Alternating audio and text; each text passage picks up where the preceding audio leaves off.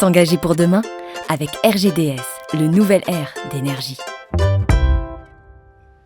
Et place à présent au magazine avec RJDS, magazine de l'énergie. On reçoit Martine Ma, comment allez-vous ? Très bien. Ravi de vous accueillir. C'est 120 communes qu'RJDS dessert sur l'Eurométropole et les communes environnantes. On s'intéresse aujourd'hui à la sécurité car un incident au gaz finalement est toujours possible.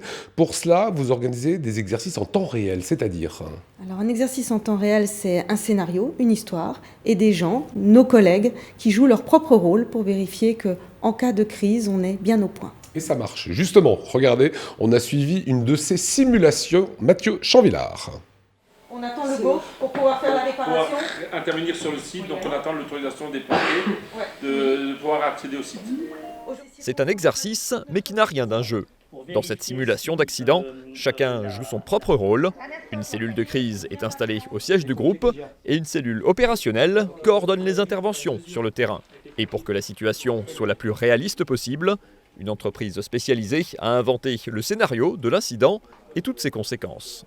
C'est une explosion sur un tuyau de gaz près d'une route qui implique la mort d'un agent, l'effondrement d'un bâtiment et la coupure d'un axe majeur de circulation. Le groupe doit aussitôt réagir et répondre à une foule de questions. Comment sécuriser le réseau de gaz ? Quelle est l'origine de l'accident ? Combien de foyers sont coupés ? Comment rétablir le service ? Avec quelles équipes ? Quel matériel ? Y a-t-il des victimes ? Comment les identifier ? On cherche principalement à tester dans un premier temps la capacité opérationnelle d'une entreprise à réagir à des événements imprévus, complexes, mais aussi la communication qui accompagne évidemment ce type d'événements et la façon dont les opérations sont dirigées. Donc une question de management, d'organisation, d'échange d'informations entre les gens. Les compétences techniques des interventions sont censées être maîtrisées. L'enjeu du jour, c'est la communication. Arriver à avoir les bonnes informations du terrain et transmettre rapidement les consignes aux bonnes personnes. Mais sur un tel accident, il faut aussi se coordonner avec la préfecture, les opérateurs des routes ou les services d'urgence.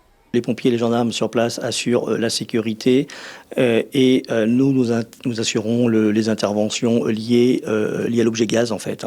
Donc la sécurité d'une part et la remise en service d'autre part. Et nous pouvons éventuellement faire appel à nos collègues de GRDF ou de Gaz de Bar, si les conditions le nécessitaient. Que ce soit sur les réseaux sociaux ou envers les médias, la communication autour de l'accident fait également partie intégrante de cet exercice de gestion de crise. Voilà, et Mathieu Chanvillard m'a confié qu'il y avait une vraie tension avec un scénario qui était plutôt bien fait. Vos équipes sont prêtes maintenant à affronter des situations de crise. Un risque qui est bien réel ? Oui, le risque est toujours réel. Notre travail, c'est d'identifier au mieux les risques, de les maîtriser, mais on n'est pas à l'abri également d'un accident et malheureusement, l'actualité nous le rappelle, d'un acte de malveillance qui pourrait toucher le réseau. Gestionnaire du réseau de distribution de gaz naturel, c'est ce que vous faites. C'est un service public où la sécurité est toujours très présente ? Oui, la sécurité est très présente pour nous. Alors bien sûr pour les biens et les personnes, c'est la priorité toute, mais également pour nos collaborateurs. Ils manipulent un objet qui reste un objet potentiellement dangereux, le gaz, mais dont on connaît les dangers. On les maîtrise chaque jour un peu plus. On a derrière nous et les autres gaziers, 180 ans d'histoire et on veille à bien faire un retour d'expérience de chaque incident ou presque incident, puisque c'est souvent ce qui nous renseigne le mieux pour éviter une catastrophe. Et justement, ces équipes, les vôtres, comment elles sont formées ? Alors, elles sont formées très régulièrement sur leur métier de gazier. Et alors, la formation sur le métier, c'est plutôt au jour le jour pour bien manipuler l'objet gaz et veiller à ce que nos interventions se fassent sans risque, et pour elles et pour les autres. Mais il y a aussi la formation qu'a montré le reportage, parce que finalement, c'en est une. Une mise en situation est une formation.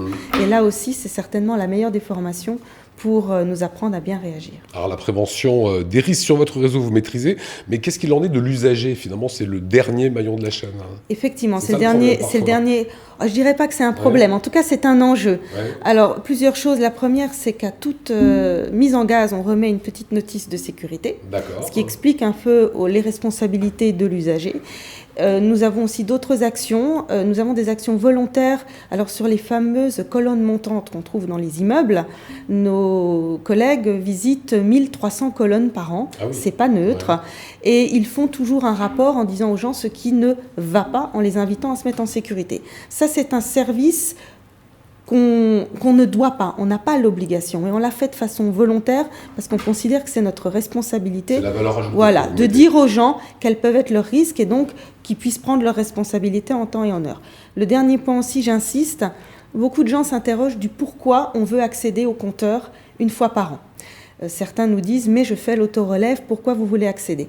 Là aussi, c'est une question de sécurité, on a besoin de visuellement voir le compteur et regarder si d'aventure le compteur ne présenterait pas un petit souci sur lequel nous pourrions interagir. Par sécurité. Voilà, exactement, c'est une question de sécurité. Vous faites le boulot. On essaye de faire autant que faire se peut notre travail et puis d'expliquer aux gens, puisque les gens sont des gens responsables, si tant est qu'on leur donne les clés pour exercer leurs responsabilités. Alors vous avez aussi une politique préventive de surveillance et d'entretien de vos ouvrages, c'est ce que vous nous disiez là en quelque sorte. Alors oui, avec autre chose aussi, on a un appareil qui nous amuse beaucoup qui s'appelle le quad renifleur. Alors c'est très important, le nez humain sent une petite odeur de gaz s'il y a une fuite, on va dire relativement légère. Mais le quad c'est encore plus perfectionné. Lui il sent ce que votre nez ne sent pas, ce que le nez du chien ne sent pas. Et il nous permet de détecter des micro-fuites le long du réseau et donc d'intervenir très tôt. Nous sommes les seuls en France non pas à avoir la technologie puisque tout le monde l'a, mais en revanche à utiliser un quad. On a choisi le quad parce que ça nous permet d'aller partout et là où n'irait pas un véhicule plus classique. Et ça marche plutôt bien. Un mot pour conclure sur la technologie que vous mettez au service de la sécurité. Alors la technologie, elle est au service de la sécurité en prévention et on l'a vu aussi dans la gestion de crise. Elle est aussi là pour nous rendre nos yeux. Vous l'avez, le reportage l'a très bien montré. Hein, et la personne qui nous accompagnait, qui est un ancien militaire, disait en fait vous êtes totalement aveugle. Quand il se passe un incident, c'est pas à côté de vous. La technologie nous aide à nous ouvrir les yeux. Pour autant, elle n'est pas l'alpha et l'oméga, et sans l'être humain, sans son savoir-faire, sans son expérience, elle ne serait pas grand-chose, et je voudrais quand même mettre ce point en avant. Voilà, c'est fait. Merci beaucoup Martine Mac. Merci. Merci à vous. Fin de cette édition de 24 heures en Alsace.